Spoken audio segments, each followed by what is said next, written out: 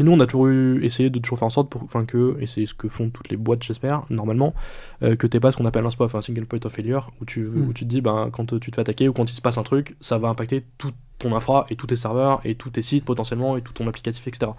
Bon, il se trouve qu'on a été plutôt pas trop mauvais à ça jusqu'à présent, et qu'on essaie de penser à tout, sauf un point précis qui est que potentiellement, nos points d'entrée sont relativement proches. Avec quasiment les mêmes adresses IP potentiellement, et du coup on a eu un petit souci autour de ça, où à partir du moment où Numérama s'est fait attaquer, ça a eu une répercussion sur nos autres médias.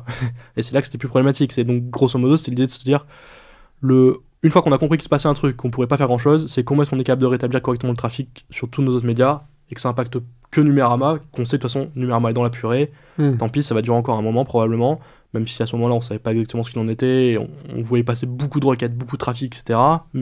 Cloudflare a commencé à mitiger un petit peu, à comprendre ce qui se passait au bout d'une heure, 1h15 je dirais. Ce qui paraît colossal quand même. Ce qui paraît colossal, c'est-à-dire que donc l'attaque a duré en elle-même 2 heures, 2 heures et demie. Cloudflare s'est mangé plus de 2 milliards de requêtes, mais 2 milliards de requêtes ça fait à peu près 150 000 requêtes secondes.